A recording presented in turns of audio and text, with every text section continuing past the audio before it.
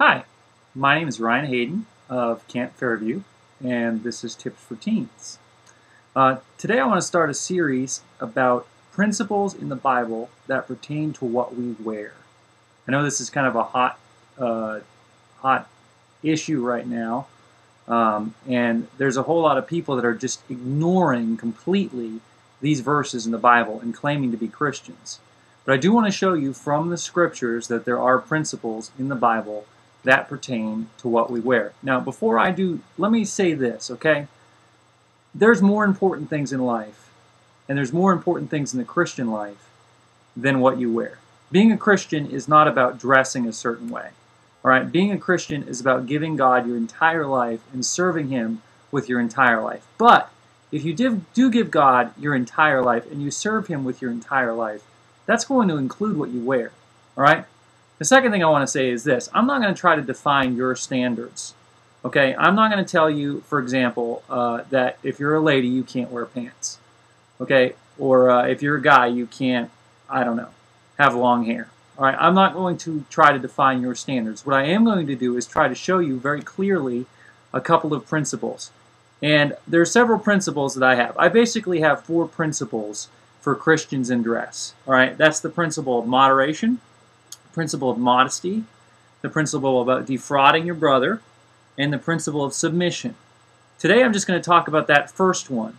And I'm going to take my Bible and I'm going to read a verse. It's found in the book of Philippians. It's Philippians chapter 4, verse 5. It says, "Let your moderation be known unto all men. The Lord is at hand." It's a short verse, and it's kind of there in the middle of everything. What does the word moderation mean? Well, I looked it up. The word moderation means not going to extremes. Now, let me say this. There's more applications of this verse than just dress, but it certainly applies to the way that we dress. Are there styles of dress that go to extremes? Are there styles, things that we can wear, maybe way we can wear our hair, things we can put on our body, that show that we're trying to go to extremes?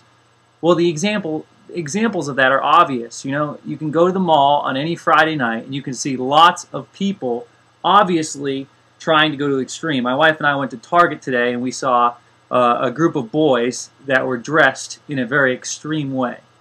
All right, but it says, "Let your moderation be known unto all men." So your moderation, or your habitually not going to extremes, should be obvious. So what's this mean to us? I'm going to try to make this quick, okay? Some styles of dress are not appropriate for Christians because they are going to extremes, because they don't take in mind this example or this topic of moderation. What are some examples of that? All right, tattoos. I know that's not actually something that you wear, but it is something that you put on your body. It has to do with styles. All right, tattoos are obviously something that's going to extreme. When you see a tattoo on a man's neck or a tattoo on a guy's arm, he is identifying himself with the extreme side of our culture. Okay? So tattoos should, if you're applying this verse to your life in the area of dress, tattoos should obviously be something that's off limits. There's stores you can go to. If you go to the mall and you go to Hot Topic, or I don't even know, Spencer's Gifts or a store like that, they are catering to an extreme segment, all right? They're going to extremes.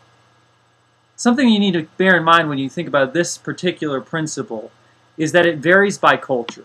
All right, let me give you an example of that.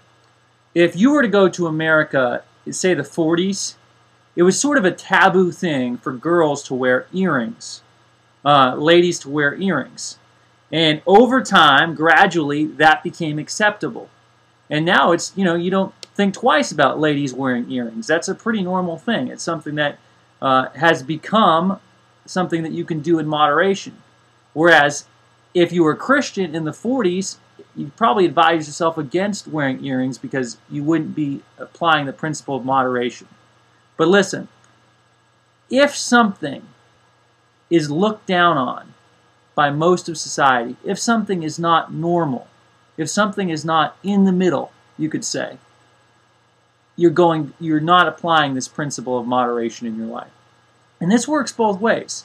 You can not apply moderation because you wear, you know, a $2,000 suit and a extremely expensive dress shirt and a really, really nice tie and obviously expensive shoes, and you just try to look like $1 million every time someone sees you. That's not applying the principle of moderation.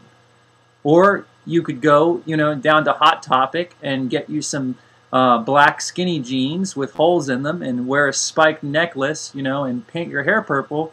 That's not applying the principle of moderation either. So just for today, the first principle for dress is this principle of moderation. This is Ryan Hayden. This has been Tips for Teens.